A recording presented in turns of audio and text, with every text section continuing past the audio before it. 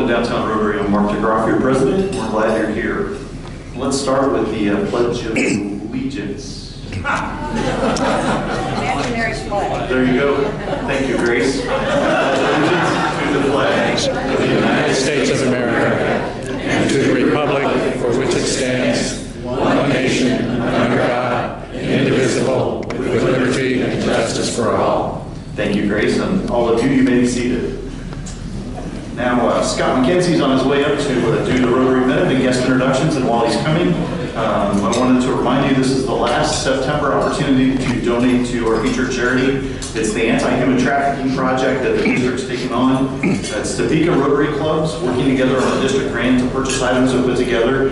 We funded ours out of our own foundation and not through a grant through the district. But we're going to put together fresh start kits for victims of human trafficking. We also are going to partner with STAR, Stop Trafficking and Reject Slavery, which is a program of the Topeka Center for Peace and Justice. And there will be more requests for individual items that will go in those cases to come out. So, Scott.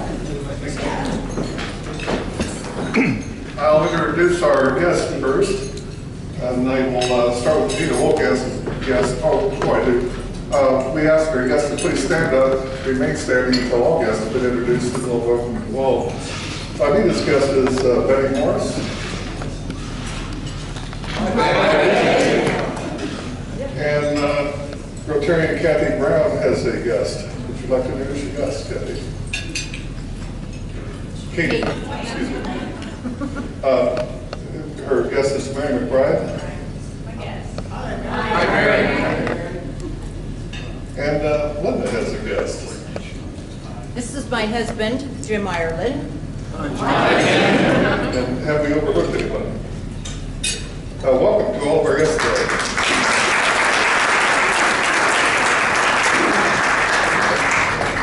Now for your Rotary Minute. I have to pull out notes on this one because I actually looked something up.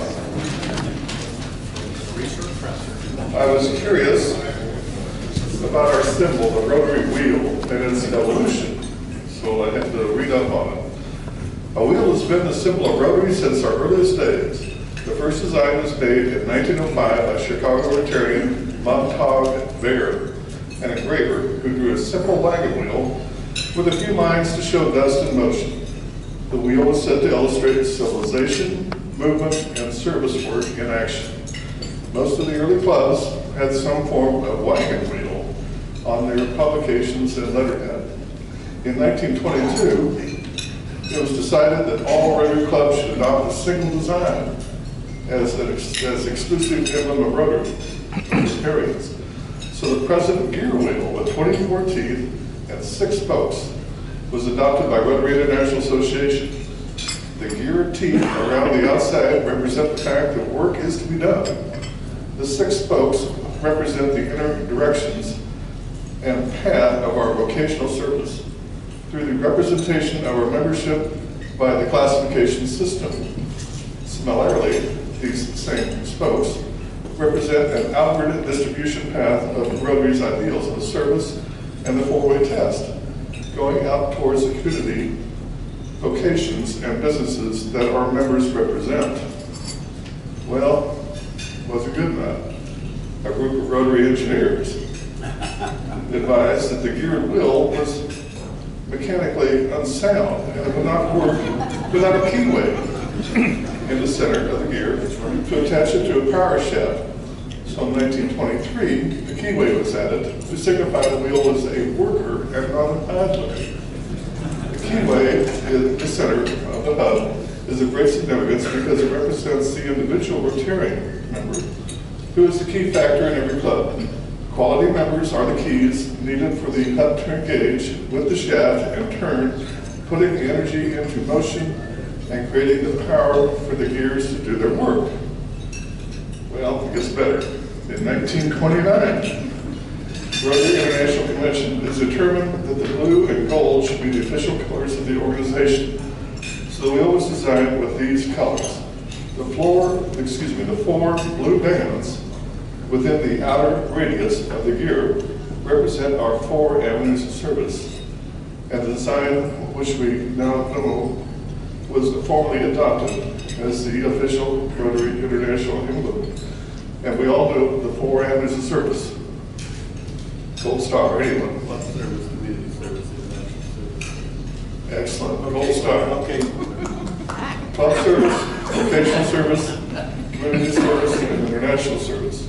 The rotary wheel is also referred to as the mark of excellence. Well, there's more to the story. There's now a 5th avenue of service. Any volunteers? Free extra dessert. In 2010, the new generation service, the 5th avenue service, was created by the 2010 Council on Legislation of Rotary International on April 28, 2010, recognizing the positive change implemented by youth and young adults involved in leadership development activities, community and international service projects, and exchange programs that enrich and foster world peace and cultural understanding. In other words, the youth and new generations are our future. And that's your Rotary Minute.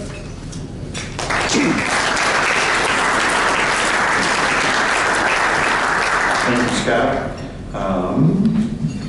William has a new Red Badge member to introduce. We also are on National Chocolate Milk Day, so have a glass of chocolate milk today. And for your enjoyment today, our joke is a mathematician wanders back home at 3 a.m. and proceeds to get an earful from her husband. You said you'd be home by 11:45. You're late. Actually, replied the mathematician, I said I'd be home by 11:45. Volunteer opportunities coming up or mentoring. And please get in touch with Lee Morris on that. And also Scott's Movement at the Interact Club and our team that are doing some great work over there. William. Thank you, President Mark. Will Clint Patty please come to the front? As Clint works his way up here, a little bit of background for you to get to know Clint.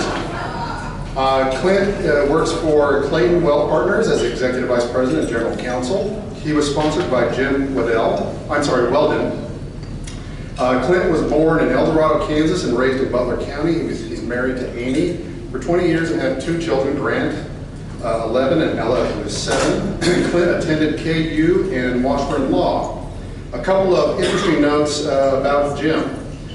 As a child, he wanted to be first a cowboy, second a firefighter, and last a lawyer. At least you had a goal. One out of 3. 1 out of 3. The coolest technology when he was a kid was the Atari 2600. Yeah. Wow, you're young. Goes back. He's very comfortable in the kitchen, just not the cleaning part. Who does that for you? Sometimes it just doesn't get done. Favorite sport is baseball and big supporter of the Royals. If he could eat one thing, and he emphasized this one, if you could eat one thing regardless of what it did to you, donuts. And he's emphasized it with lots and lots of donuts. When he has a moment to himself, he loves to enjoy a drink and a cigar in his backyard. Also likes to read books, mostly about history. And one thing that few people know about Clint is that he enjoys a good conspiracy theory. I think we're gonna, there's a program in there. Yeah, that's right. So, I believe him, I just enjoy it. So Clint, I got your red badge for you right here. And members, if you would please stand and welcome Clint to the club.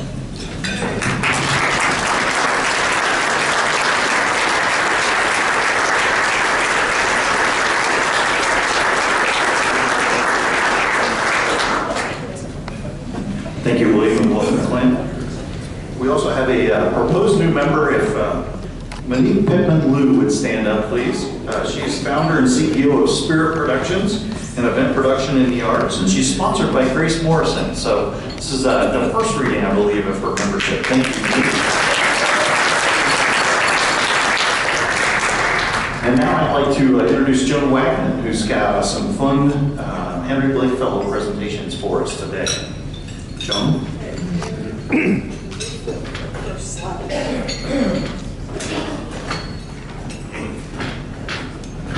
I'm very anxious to hear Vince, so I'm not going to talk too long. But it is really important that we say thank you to people who have done really good things for us. So as chair of the Rotary Foundation, our annual report and annual meeting will be in December, and we're going to pass out Henry Blake Fellow pins and make a real big deal out of it. Tonight is just an opportunity to let you know of the extraordinary giving that took place with both Freedom Festivals. The next slide just tells you a little bit about who Henry Blake was. He's the guy that started our foundation and has a sense of humor and a vision. He exemplified what it meant to be a Rotarian. And to date, there are 77 current and former Rotarians who became Henry Blake Fellows by giving $500, many of them 25 bucks a quarter over a period of time to get to that designation. The next slide, you can what we do with the foundation money and why we did the Freedom Festival was to raise money for the foundation for our designated charity, the Center for Peace and Justice, and our club projects like Soulmates and the water projects and all of those things that we do. So the next slide will tell you how much we actually raised. This is 2 years. I didn't have anything to do with the first year, and I think we cost money. But we raised money in 17 and 18. In 17, 30 Rotarians contributed $200 instead of selling raffle tickets. That money went into the foundation. The raffle actually netted $16,728. The festival netted $17,617 and raised $32,230 in donations from the community and Rotarians. And that's not including selling food and all that kind of stuff. That's just donations. And in 18, like this past year, 47 Rotarians stepped up and gave $11,105, and local businesses and individuals gave $22,800. So our total gross was $33,905, and again, not including beer and food. We netted $21,500 from this year's Rotary. So where did it come from? I thought it was easy just to put the logos up. We have had fabulous community support from organizations and individuals. So the next slide will show our top tier of givers, and I'm going to ask these people to stand. And when you walk out of here today, find them, thank them, and tell them how important it was. I want Zach Arns to stand. The Topeka Capital Journal led off by making us, making themselves the presenting sponsor. And they gave us a total of cash in services and advertising for about $30,000 over those 2 years. Give Zach a big hand. In addition to that, the Federal Home Loan Bank was a contributor for both years. Anderson Chandler, Goodell Stratton Law Firm, Phil Elwood. Phil, will you stand up? KCP&L and Westar. Now, they're not here, but Terry Wages is the one that buttonholed them and got that. So Terry, stand up and claim this. And Capital Federal Foundation funded us in both 17 and 18, and this year the Fidelity banks came through and funded. So that's our top tier, $2,500, $15,000. From our members and also the community, the sponsor level, which we had worked out as a festival committee, was $1,000 to $1,500. And I'm going to read these names and ask them if they will please stand. Topeka Electric Motors, Stan Martindale. Larry Dimmitt. Grant Flynn, come on, stand up. Gordon Lansford. Security Benefit, SE2, they don't have anyone in the club. Stormont Vale Health, Randy Peterson. Wolf's Camera, Mike Warswick. Dr. Betty Morris. Betty just did it out of the generosity of her heart. I loved it. And Core First Bank and Trust, Kirk, wherever you are, and anyone else with the bank, and Central National Bank, Steve Newell. Those were our sponsor levels. Here we go.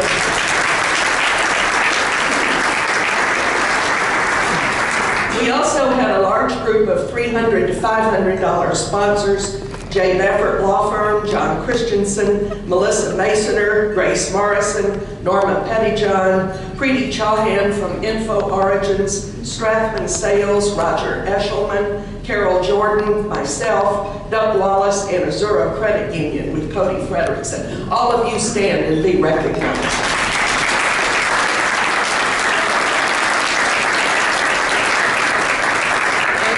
This is the list of $250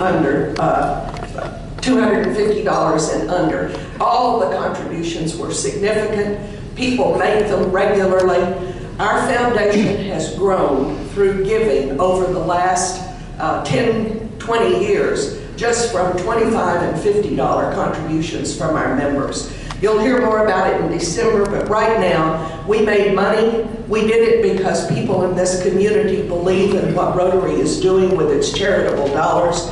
And I want to thank you from the bottom of my heart for every dollar you contributed and every volunteer hour you contributed. Thank you.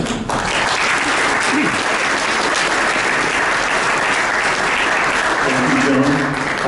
One more quick announcement. These look like red Converse up here. They're for End Polio Now and a campaign. Linda has printed out a lot of business cards, so if you're interested in a pair of those, I understand they're all the way through all the Converse, so now they're non-verse. But if you'd like a pair of red Converse-looking shoes with End Polio Now for our upcoming events, help yourself to a card there. And with that, Allison Peterson DeCroft will introduce our speakers.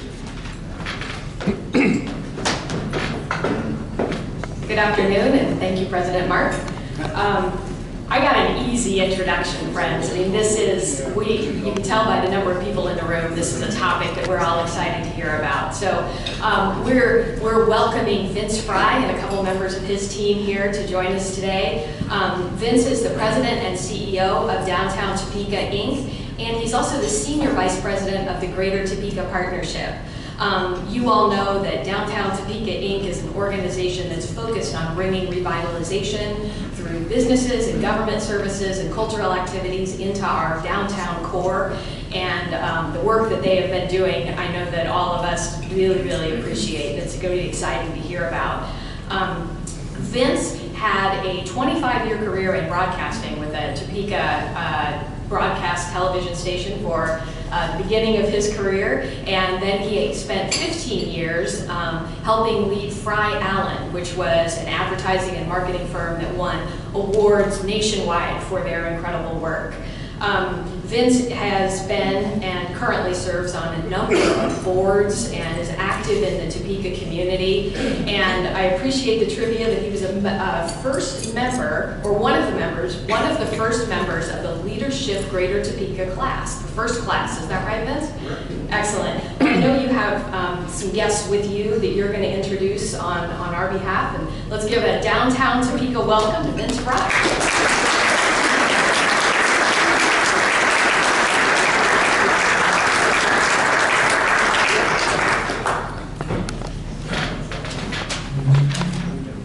Thanks, Allison. And always fun to be up in front of my fellow Rotarians. You know, you're all here thinking I'm going to be the speaker today. And here I am, right? But this project, the Downtown Topeka Plaza, is so large. It's a multi-million-dollar project that's been years in the making. And something of that significance takes a lot of people. So I brought some friends of mine today who are engaged, completely immersed in this project. And they are Pat Michaelis, who is also a member of this organization and the chairman of the Downtown Topeka Foundation, as well as Kurt Young, who's a member of the Downtown Topeka Foundation board and the executive director of the Topeka Lodging Association. And they'll talk about their involvement. We just had a great presentation about the importance of the Rotary Foundation. So I want to tell you a little bit about the importance of the Downtown Topeka Foundation. It was created in 1986 to do the charitable work of Downtown Topeka Incorporated. And over those years, we had several projects. We helped to fund, such as the founding of the Justice Department, helping create a farmer's market, There was an event called Kaleidofest. We also had Light Up Topeka, which I presume was getting Christmas lights for downtown and all. Good projects, but the significance of them were fairly minor in comparison to the last several years. Well, in 2013, the downtown redevelopment project became a reality. And we were so pleased that the city council approved $5 million to do infrastructure on Kansas Avenue, but we said we would like to really enhance that and take it the next step. And they said, well, we do too, but you're gonna have to raise your own money. So the Downtown Topeka Foundation leaped into action with the intent of raising $1.8 million to enhance the infrastructure project. To date, that foundation has raised $4.4 million, and that has provided the pocket parks, the mid-block arches, statues, famous Topekans, and bronze medallions, and all of the things that you see downtown now, all was money raised through the Downtown Topeka Foundation. Well,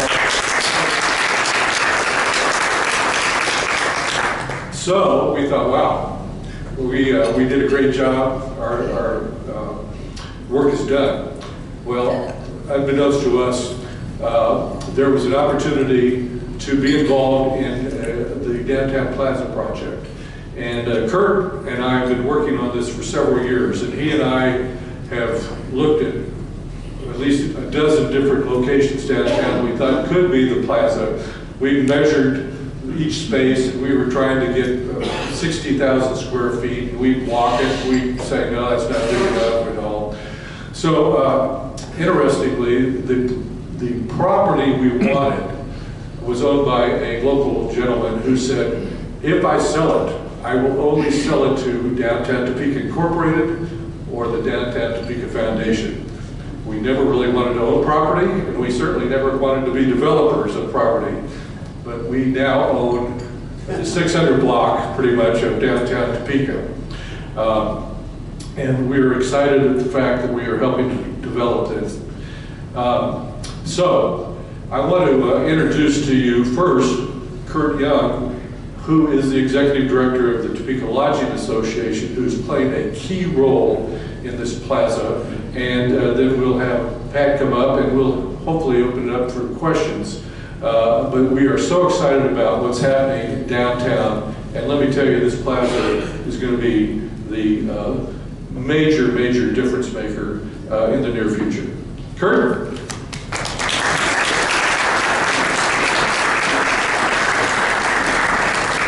Thank you, Vince. I gotta just tell a little story when he says walking around majoring real estate. My wife and I 2 years ago went to Santa Fe, New Mexico, and any of you that have been to Santa Fe know they have a downtown plaza.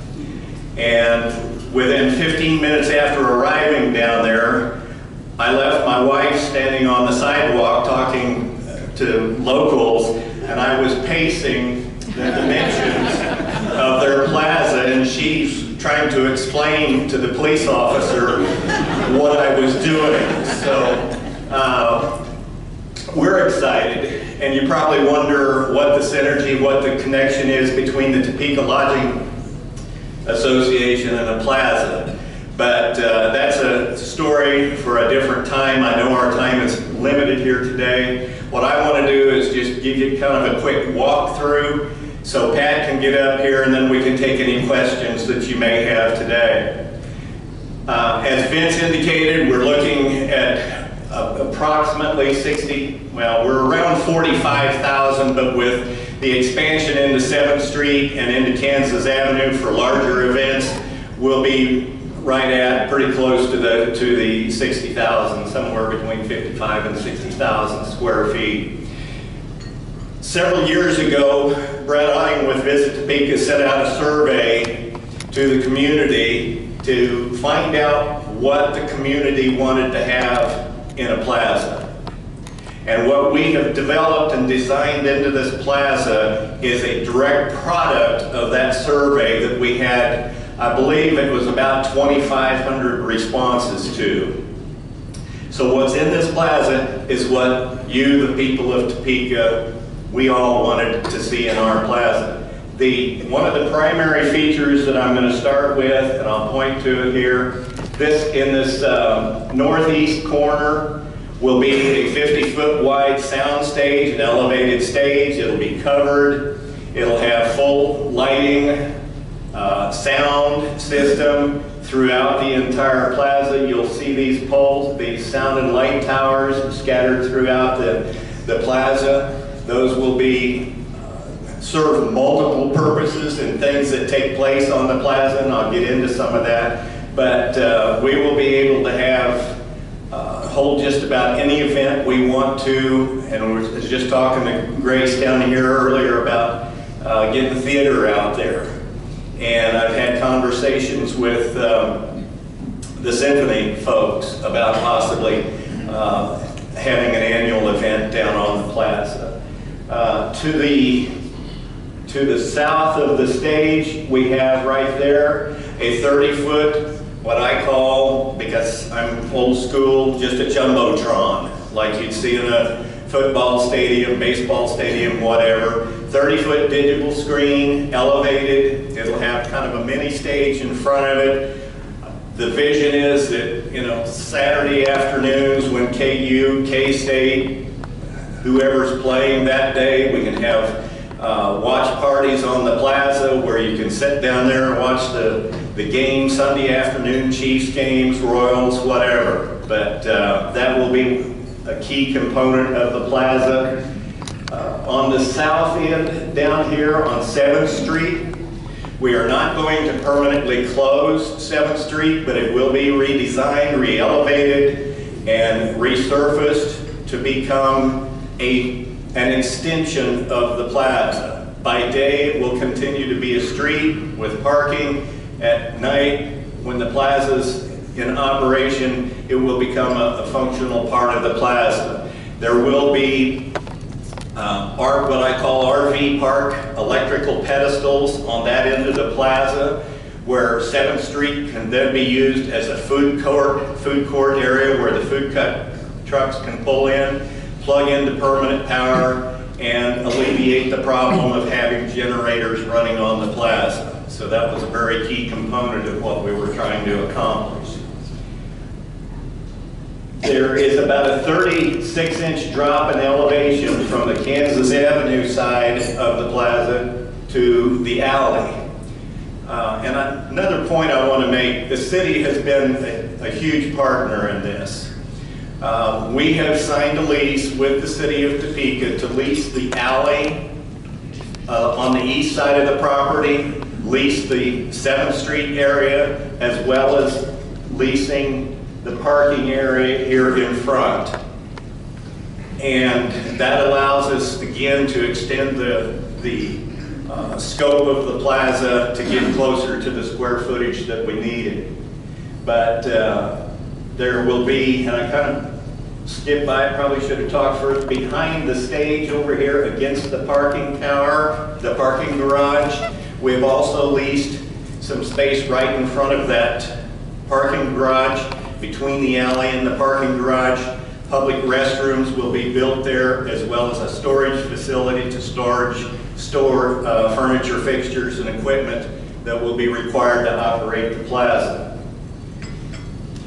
The masterpiece, the keystone in my mind to the entire plaza, is in the center, will be what is called a dry deck water feature.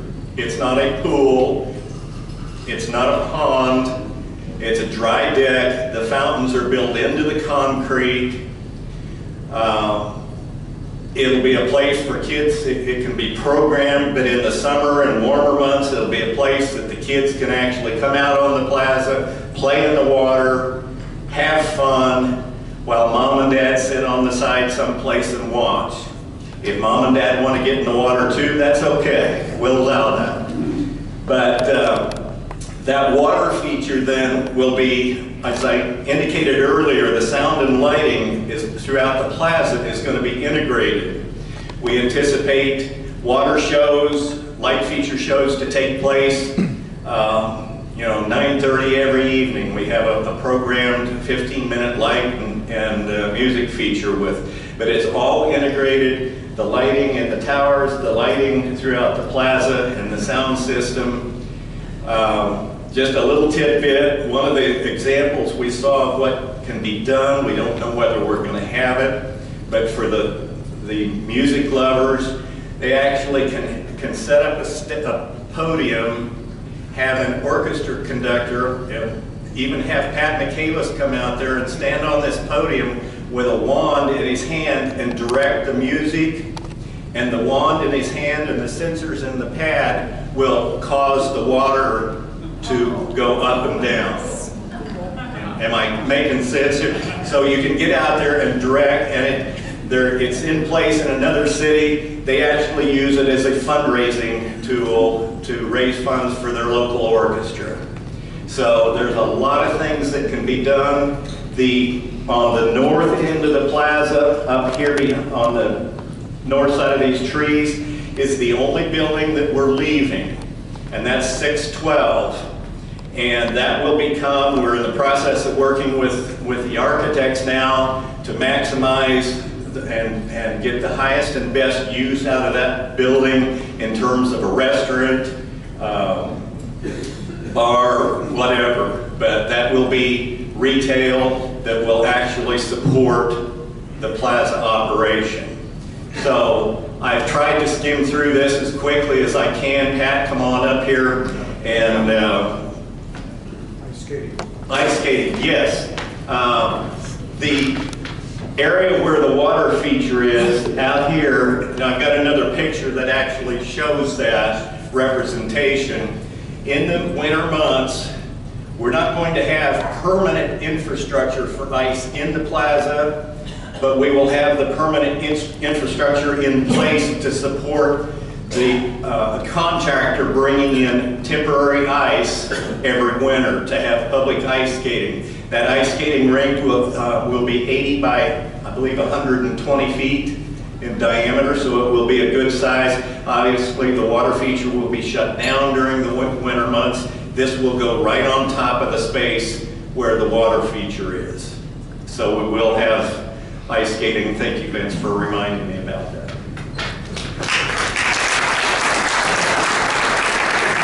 Hey, I know our time is real short. I will tell you, Rotary is the place that Rotary and Rotary members have played a big part in this. Besides Vince and I on the foundation board right now, Glenda DuBois, Scott Gales are also integral in this. So I want to make sure Rotary gets that credit.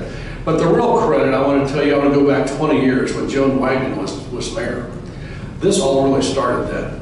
And I remember walking out of Joan's office, and Anthem was trying to take over Blue Cross Blue Shield, and Meningers was on the way out of town, and we felt like we were in a crisis economically, and that's when Go Topeka started. And I remember walking out of her office and thinking, we can do this. This can happen, and it did. So Joan, thank you.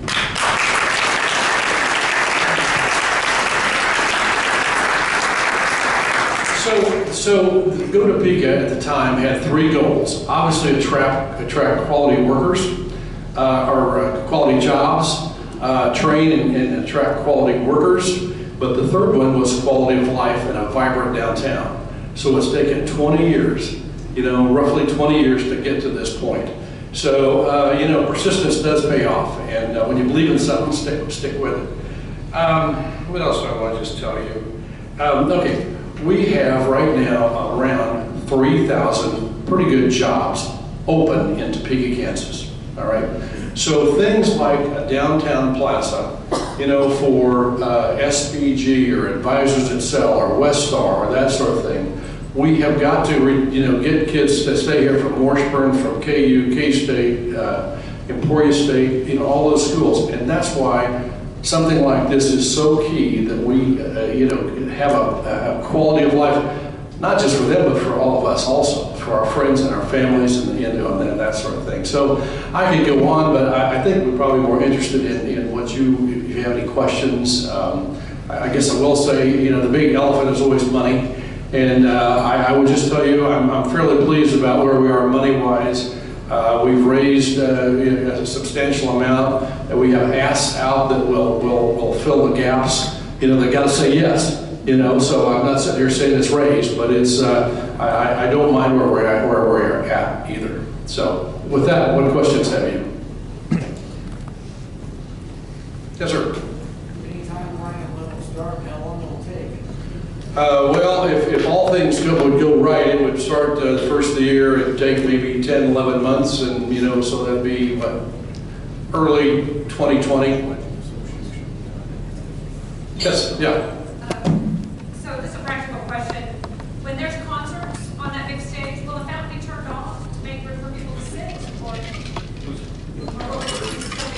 I would think probably, you know, it just have to make sense. You know, we wouldn't want to have the water show going on and Grace is up there singing or something, you know, so.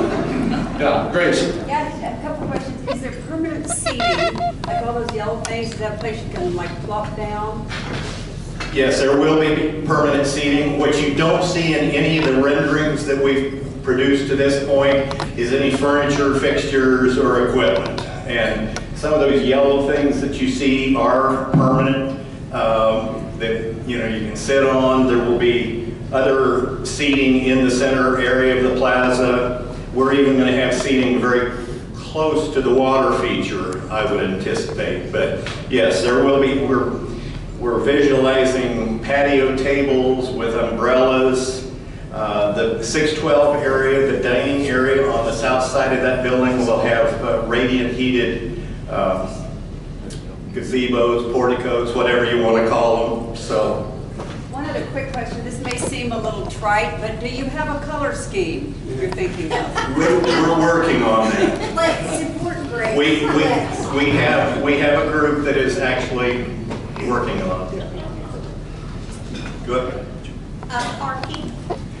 Parking, we have the parking garage right next door that the city owns, and street. One of the things that we have been educated on with the construction of plazas, people never seem to complain about having to walk to the plaza.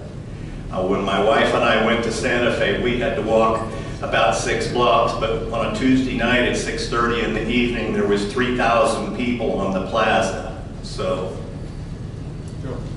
I just want to know who's going to be in charge of managing it. Is it the partnership? Is it the city? Is it a new organization? Do you all have that worked out? Yeah, Joan, you know, there's been a lot of discussion and debate about that. It's going to be professionally managed. I mean, we will hire a, you know, professional. This is too big a deal, too many moving parts for kind of rookie stuff. So it'll be professionally managed.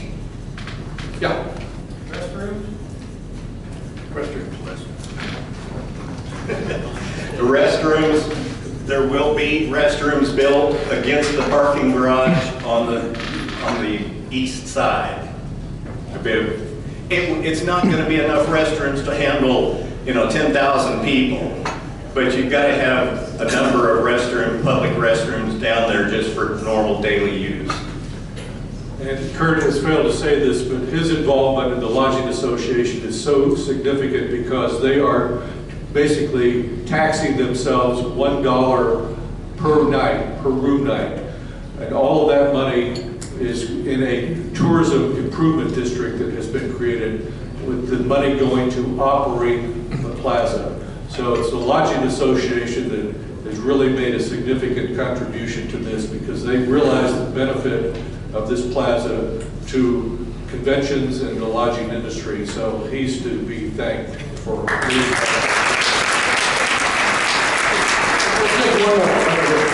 Just follow up on Joan's question, it sounds like you answered it partially.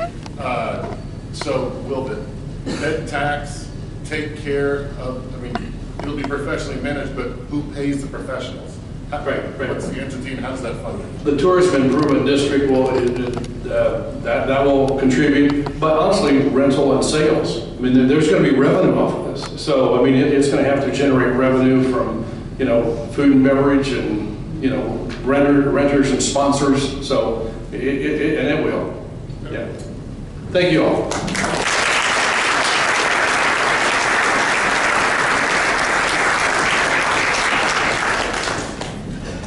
Gentlemen, thank you for all that you do, and thank you for sharing that exciting news. Ladies and gentlemen, you heard it here first. The Pat Michaelis for Symphony Conductor Campaign. It's officially started here today. And Vince, as you know, we asked our speakers to sign the book plate. Today's book is Ever After High, a Semi-Charming Kind of Life. So we would ask the three of you to sign that, and we have Rotary 4-way test coins for the three of you as well. With that, next week's meeting is right back here in the Ramada, and our program is Brian Dennis with cybersecurity. And I'm sure, gentlemen, thank you again for your time today. I'm sorry we didn't have more for you. I'm sure that you're willing to take questions after lunch if anybody has additional questions. With that said, let's rise and say the 4.5-way test and conclude our meeting. Of the things we think, say, and do, is it the truth? Is it fair to all concerned?